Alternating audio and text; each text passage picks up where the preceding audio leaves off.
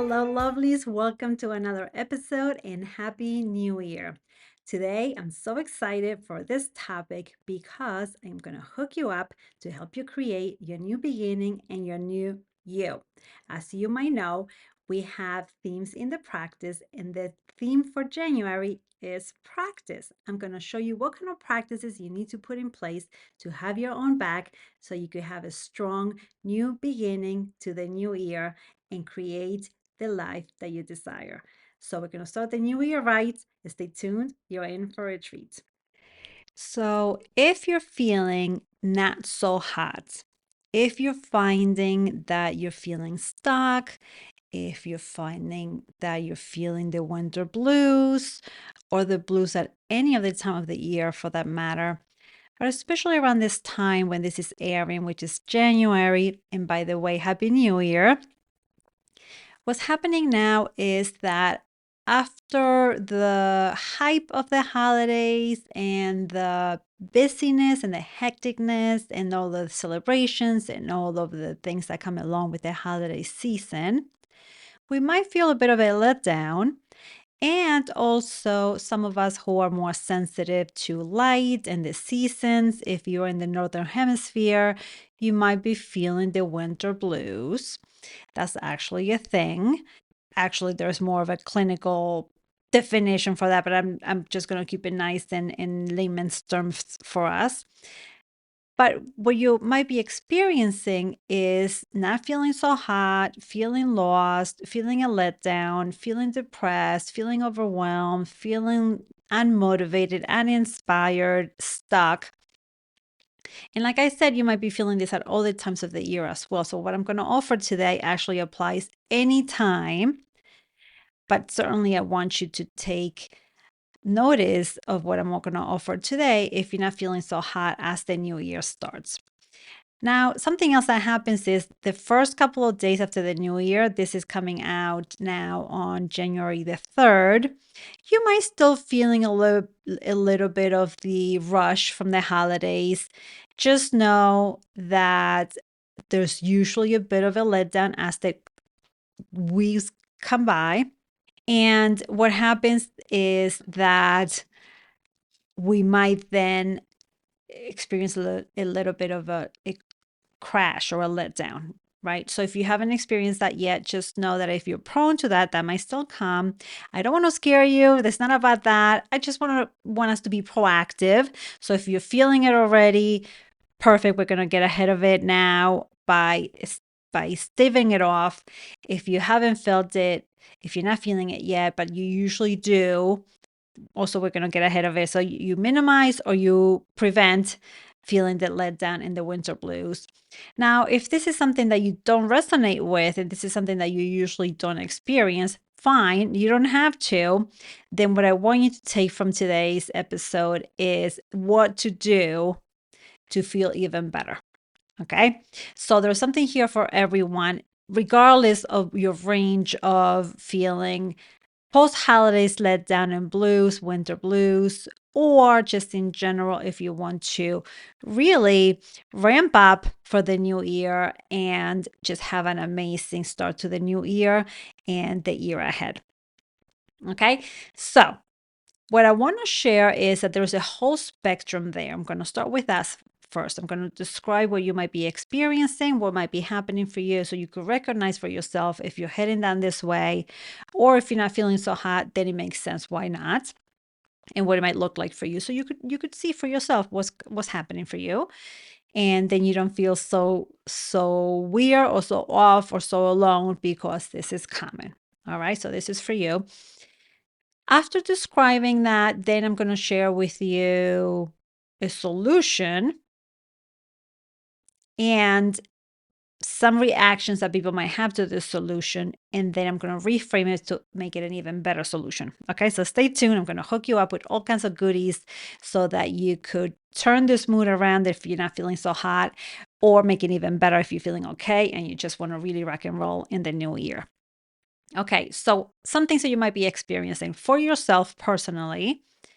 You might feel things like I was saying, unmotivated, sad, let down, uninspired, lonely, disconnected,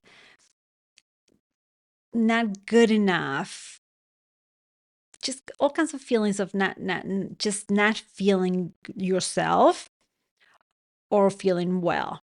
Now, if this is the more pervasive feeling for you, you might be like, well, that's how I feel all the time. Then still, that's not the way that we usually should feel as a human. And therefore, this still applies, regardless if this is your normal state or if this is how you're feeling right now temporarily. Okay. Now, there's this whole spectrum there as well. So you might feel really, really, really blue, which we might call an episode of clinical depression and some other diagnoses. I don't need to throw diagnoses around. Or you're just kind of like, I'm not feeling so hot.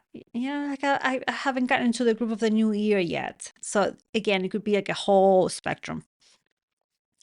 Now, the way that this might also show up is that you might have like all of the mental health symptoms, right? Like anxiety, depression, your OCD might get kicked up, your ADD might get kicked up. Like all kinds of your stuff might be more heightened, might be more obvious. And you might experience just things not working out for you as much as you would like them to work out for you. Like things feel grindy. The other way that it shows up is in relationship. Now, in relationship, it might look something like you're not getting along with your partner's getting on your nerves, you find that you're bickering more, or that you are getting into more arguments, or that your arguments or your disagreements escalate, that things could feel really hopeless, or that you might feel really stuck, or you might feel that your relationship is not moving to the next level, or that your marriage is not what you would like it to be, or your relationship is not as committed or as loving or as wonderful as you would like it to be. You might find within your family unit that your children are acting out, your children are symptomatic, your children are doing well in school, your children are getting into trouble, right? So you might think, like, what does that have to do with post-holiday blues or winter blues? This has to do with just our state of being creating a reality. How we are showing up and how we're feeling is actually coloring how we are experiencing our relationships, our interactions, our environment, and we are impacting those around us as well. Okay.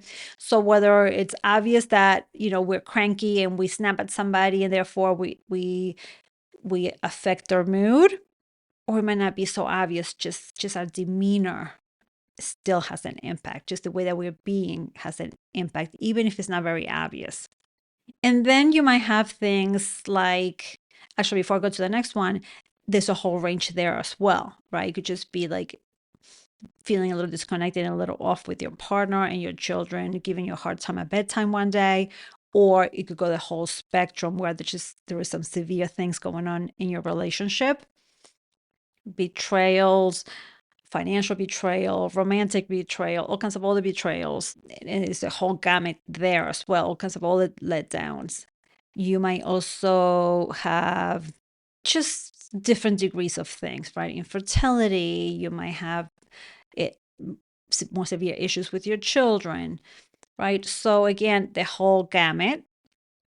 And then the last one is actually in your family, in your life in general, where everything in your home breaks down, like your car doesn't work, or your electronics go on a fritz all of a sudden. I'm sure you experience this like this, right? Where just like nothing goes right. And you're just like, oh my gosh, let me just go back to bed because like today, let me start the day over. So again, the whole spectrum. It could be something temporary where you have a bad morning, or just your life is like, oh my gosh, one thing after the other, right? Like severe things, like people's homes burning down. And I don't know, I don't want to put bad vibes out there, but you know what I mean? Just like more severe things in life happening, right? Chronic illness, diagnoses, and just not feeling well all the time, just things happening. So again, the whole spectrum, losing jobs, losing family members. Now you might say, what does it have to do with my just post holiday blues and just me feeling a little blue.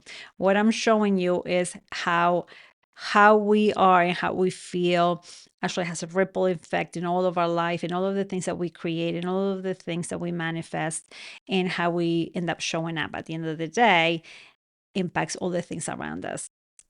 And I'm not saying that your bad mood made somebody die or that it made your house burn down. That is not what I'm saying, please. Right? But just like our life has a flavor to it, right? We're part of creating that flavor. Just like we're just in a state where just things don't work. So that's what it might look like. So what we want to do is, whoa, right? First identify out of those three levels, self, relational, and just life in general. How am I doing? What does my spectrums look like? Am I at just a little grindy at the beginning, like just like little flavors? Or is my stuff pretty severe, like higher in the spectrum of things? So that's like that's for me to show you like a quick assessment in terms of how you could gauge, right? You will know that you're not feeling well, obviously, right? That's maybe why you're listening to this. Um, but your environment, your external world that you're creating will be a reflection also of how you're feeling and how you're doing. And so between your feelings and your external world, your inner and your outie, your innie and your outie worlds will show you how you are showing up to your life. That's creating your state of being, how you're feeling, and your life. So that's what we're going to address today at the end of the day, you see. So I wanted to show you, just lay the foundation for that you might have a whole gamut of things going on, why you're not feeling so hot, and how that might show up in your life. And you might think that the things that are in your life are making you feel this way. But so I'm going to show you more about how this works and how there's a catch-22 there. They kind of feed on each other. Now, to make that connection a little stronger for us, what happens is that when we're not feeling so hot, it has to do with how we choose to look at things, right? So the thoughts that we have create our feelings, and then our feelings create our external experience. Our actions, how we show up, how we respond to things, what we work on, what we don't work on, what we create, what we don't create, you see? And so the way that we choose to look at things and the belief systems and the mindset that we choose to have and embrace and own, that is very telling of the rest of the story here. And the way that we choose to look at things is influenced by how good we are feeling within ourselves, how resourced we're feeling. So that's a key word that I'm dropping there on purpose, just as for the sake of the rest of this conversation. And what happens a lot of times is that we're banging around, right? We're not inside ourselves. We're not resourced. We're not here. It's just our body is here. And if we're not embodying ourselves, if we're not really showing up to ourselves first, right? If we're not connected to our higher self, but instead we're just operating from our low self, everything that I described, all those symptoms in all of those situations, all those circumstances in those spectrums, that's your low self at work, right? You're just like, that's a very low, drummy self. So for us to change that around and to have the energy and the motivation and the yum and the joy and all the beautiful stuff, we have to show up with that resource that comes from being connected to our higher self, right? When we're in connection with our higher self, when we're in alignment, that's where the juice is. That's where the spark is. So if you're feeling like I've been saying all these different things and it feels like monotony, a lack of energy and a lethargy and stuff like that, you're disconnected from yourself, from your alignment, from your higher self, from source. Therefore, you're not resourced. You don't have the good stuff to bring to all of these circumstances and interactions into yourself, into your life, into your health, to your vitality. You see? So the key is then going to be, how do we connect to our higher self? How do we move up from low self to higher self? Because that's where the yummy stuff is. And when we're operating from that higher self, when we are resourced, the spectrums automatically shift, right? You will see how you move from here to, I was going to go this way, but this way was bad. So not that. So how we move from, we get off the spectrum. How about that? We move from like things not being so hot to things being better, from being on the spectrum where you have all those symptoms, all those things not working, to moving up to better ways of feeling. And you get away from the symptoms, from the struggles, from the difficulties, from the pain, from the illness, from the conflicts. It's very interesting, right? And so that's our goal here. What I want us to do is to move to higher levels of consciousness, from our low self to our higher self, because from that higher level of consciousness, we just create a better experience for ourselves and literally in the outside world. So within and without. Remember, the outside world is a reflection of our inner world, right? And so we want to connect that create that internal experience by connecting to our higher self, to higher levels of consciousness. When we're more resourced that way, when we're more connected, we automatically move up in the levels of consciousness, feeling, resourcefulness, and therefore our whole experience is different. We just have a different filter on, and we show up differently, and therefore we create differently and we experience differently. Cool? So that's just the setup for how we're going to do that. I wanted to show you today how to go about resourcing yourself. And I'm sure that you've heard that you have to have a self-care practice. And people are sick and tired of hearing about this self-care practice. Like, yeah, self-care, self-care. I don't even have time to go to the bathroom. How am I going to have time for self-care? And so this is what I said that I was going to shift for us and upgrade it so that you could make the time for it. Okay, so I'm going to show you what to do here. Now, in my mind, self-care is just a little sliver of what needs to happen. And you might say, I don't even have time for self-care. Never mind, you're calling that a sliver, never mind more. But hang tight, okay? Self-care might have the implication, depends on who you are and how you're hearing this, of going off by yourself, going to get a massage, buying yourself a little treat, just spending some money on yourself, doing some retail therapy. Some people like to call it some pampering, like that kind of stuff.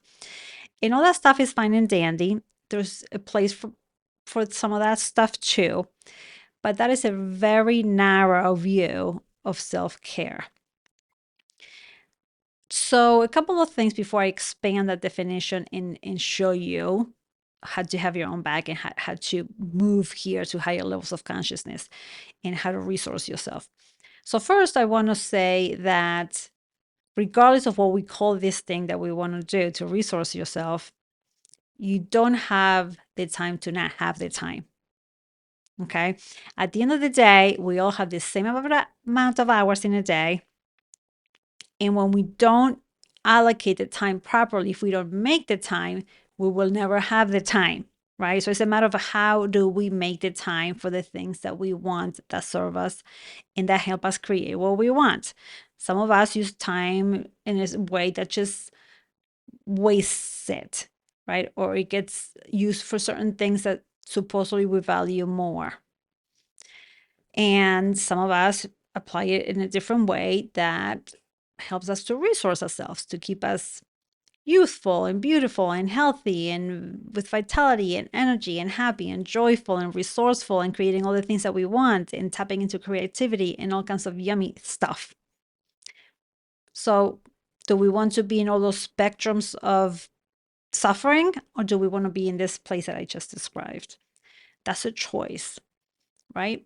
And so that's an excuse that I hear a lot about the time. And it's a matter of choosing how to make the time. The other thing that I hear is money, right? I don't have money for the massage. I don't have money for the babysitter so that I could have time for myself. I don't have the time for this. I'm sorry, I don't have the money for this. I don't have the money for that. Now, nobody's telling you what your self-care, and I'm saying air quotes for a second because I'm going to up level this definition for us in a minute. Nobody's saying that you had to spend all this money on that, right? So you could define this for yourself however you like, and you actually have to potentially you could spend zero money on this.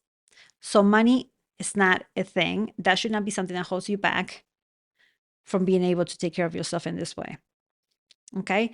And the other one is space. A lot of times I hear things like, well, I can't find a minute to myself, right? Or the space, like there's always people around. My kids are always there. Like I don't get a break. There was nowhere that I could just have some privacy. And again, it's all a matter of how we choose to set ourselves up. I work with a lot of different people from a lot of different social economic backgrounds, from a lot of different circumstances and walks of life.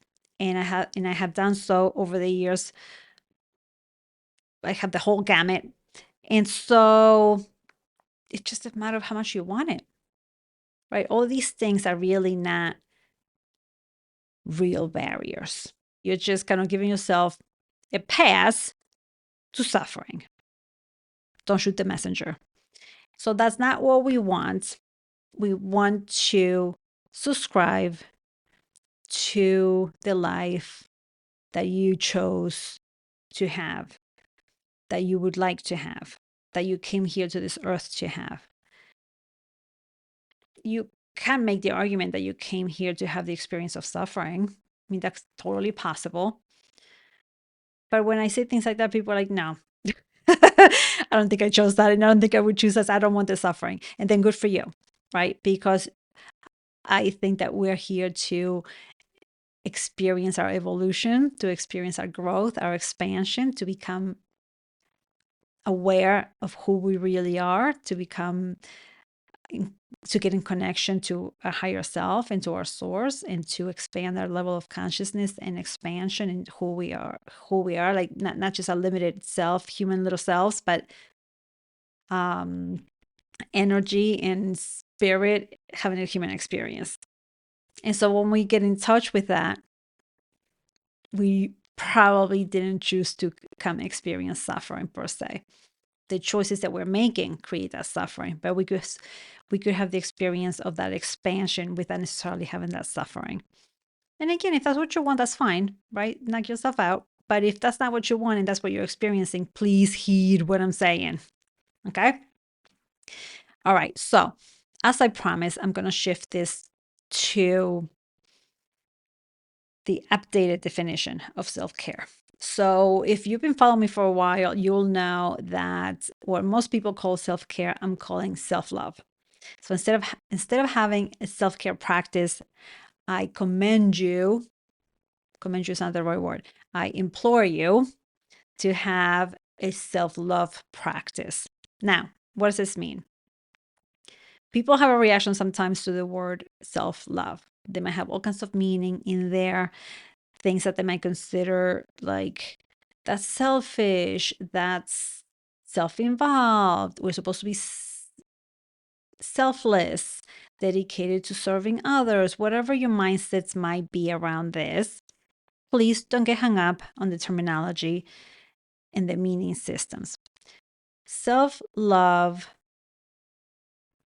without all the loaded things that you might bring from social cultural norms that you might have picked up, some limiting beliefs that you might have picked up, as I want you to take it here, means that you are aware that you are inherently worthy of existing. Now, that was a massive thing that I just dropped there, okay? So you might be like, well, I'm worthy only if I'm a productive human being. I am worthy only if I do good deeds. whatever definitions you might have of this stuff, right? So just bear with me here. See if you could just put all of your things aside and just listen with an open mind. The mere fact that you exist implies worthiness. Even when you die, you're just different,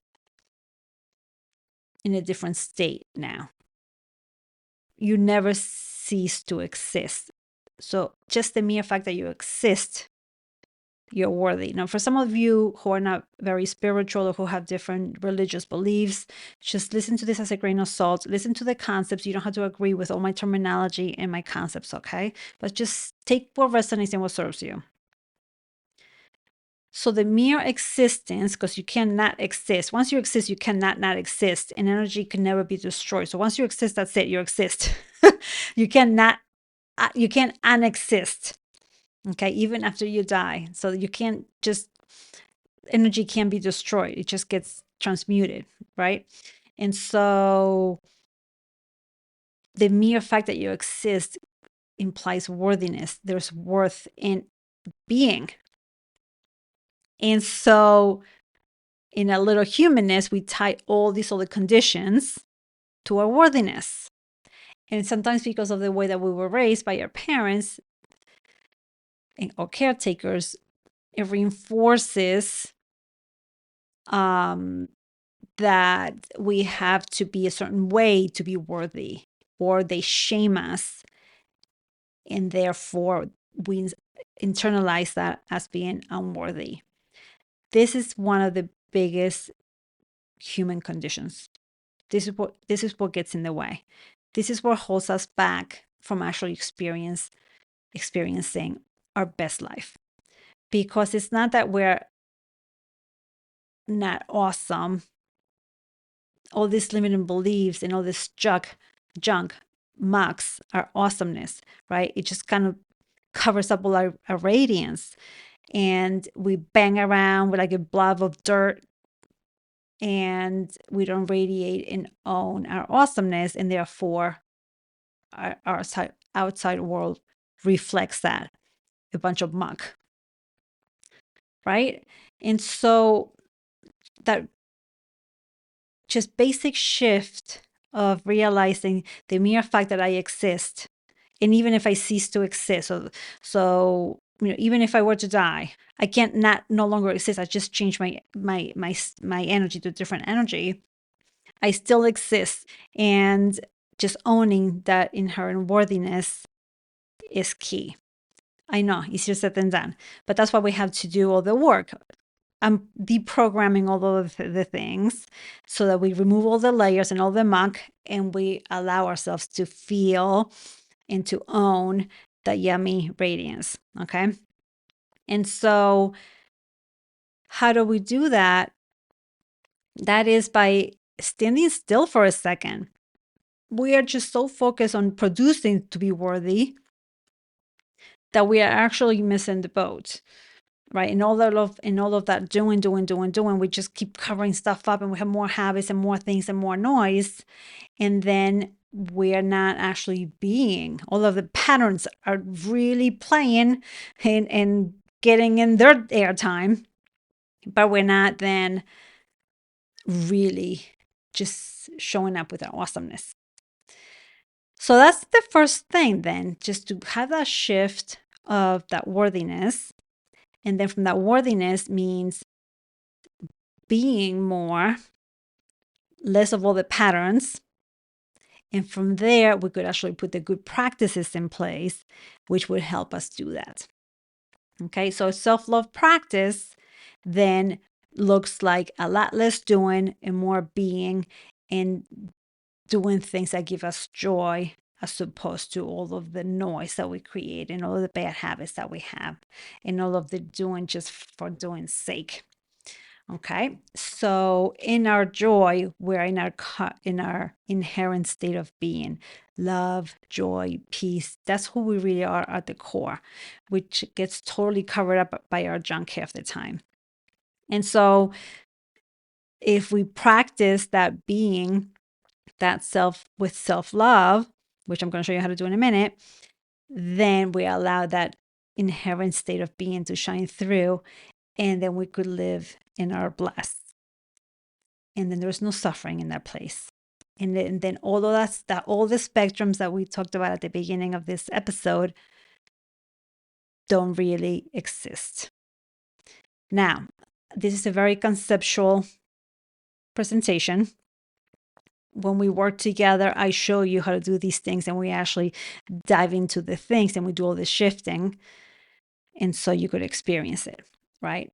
And even if you're not doing that work per se with the therapist or with the coach or intentionally, the key is to be intentional about being in the self-love, even if you're not doing all of that other deeper work. Okay. But just know that if you find that like you can't even figure out how to do the finding the time, the finding the space, the not worrying about the money, and like just owning the fact that you could have a self-love practice because you're worthy, and just that in of itself will undo all the other stuff that you're feeling. If you're having a hard time with that period, then you need more support because it will help you with that shift and put all the things in place to help you feel better. Okay. So that's just a little side note for you there. Now, what is a self-love practice? The way that I like to describe a self-love practice is that it has 4 parts, 4 aspects. The first one has to do with self-honoring, honoring who we really are. Half the time, we don't. Half the time, we walk around with social masks. We deny all parts of ourselves. We cover them up. We don't own ourselves. We're not true to ourselves. We're not authentic. We do all this funny business. We allow others to get in our circles and to get in our way of things and in our way of being, telling us what to do, with disempowering us. We disempower ourselves by allowing others to do that to us. Not a great way of being. So the first one has to do with being intentional about all of that. Now, a little side note here. I actually recorded a masterclass that goes really in depth about these 4 aspects. Okay, so here I'm describing them for you so you can start playing with them. But if you find that you need that support, then feel free to get that masterclass. It's free with membership to our lifestyle membership.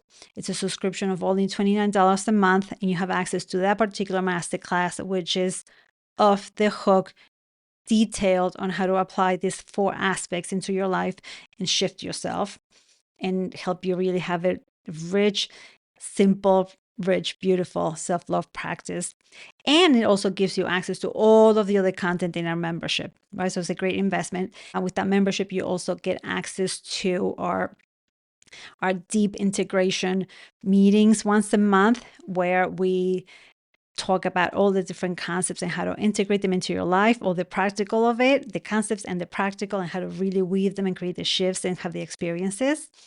And you get a community, you get all kinds of goodies. Okay. So I'm going to put a link in the show notes and in the comments and in the descriptions, depending on where you're watching or listening to this. So you could sign up for that if it resonates for you and if you feel inclined to invest more in your self-love. Okay. So self-honoring, that's what that one is about. The next one is self-managing. Now, self-managing has to do with how you set up your day. You see, your calendar, your routines, your schedule, the things that you're allowed to come in, the things that you focus on, the things that you work on, how do you manage your time, how do you manage your energy, all that kind of stuff. Some of us are really good at that. Some of us are just running around like a chicken with its head cut off. We miss appointments. We run late. We are not present for appointments or for people or for things. We miss deadlines. We forget things. We lose things. We break things. Whatever. you know what I'm talking about. We're running around. We get on each other's nerves and rushing, and we create conflicts and like all that kind of stuff. That is not good self-management. We might also run out of energy halfway through the day, right? Or we feel that we keep that energy going with coffee and sugar. We have addictions. We need different things to keep ourselves going, but then our body breaks down. You see, so not so good. The third one is self-care. So this one is with how do you keep yourself healthy? How do you generate that energy? What are the things that you need to do to make sure that the vessel that you're in lasts you for the whole time that you want to be here on this earth? So that your meat suit is as beautiful as you like it to be. So that you really keep it in good shape so you really get to experience the awesomeness of life.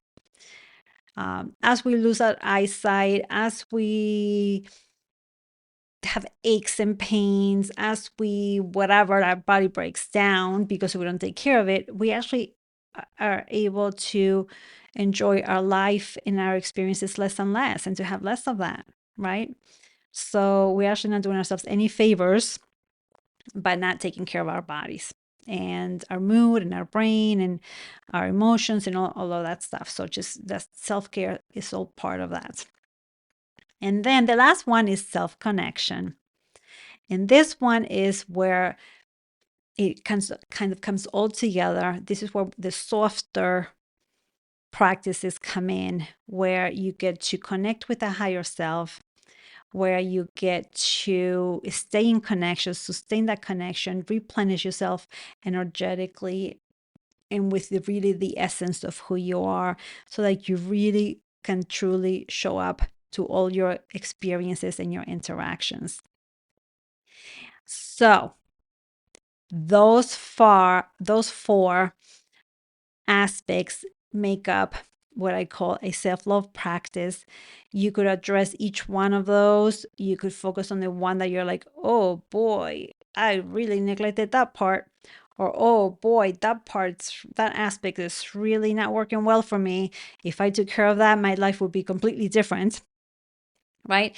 So see for yourself which one of those four aspects needs the most attention. And potentially you're doing fairly well and you just want to kind of up level them all. That's okay too. So whatever makes sense for your life, you tailor the processes to you. Anything that you learn in life, you make it your own. And so see which one of these four you want to work on, if you want to work on all of them, and what does that mean for you? How much do you want to do for each one? Do you want to just sprinkle new things if you already have rich processes in place? The only thing that I recommend is to not do an overhaul and not to tackle this with like, bam, I'm going to do all these things. And then 2 weeks from now, you're going to be like, oh boy, that was too much. And you really crash yourself. Okay. That's not what we want to do. So we don't want to overload you now.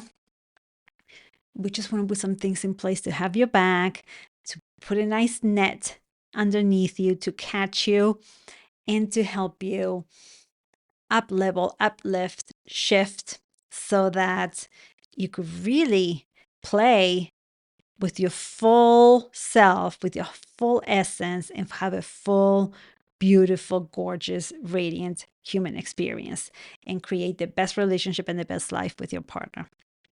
Okay, so that's what we're shooting for.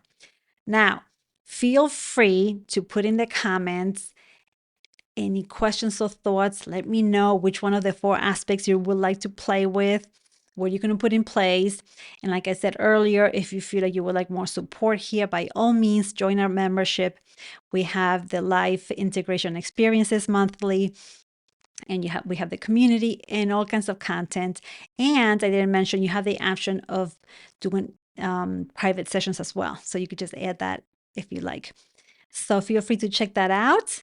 And in the meantime, I wish you the happiest of New Year. Here is too much peace, joy, and love, and all the good things in life to come your way. Thank you so much for listening and for watching, and I will see you at the next one. Bye.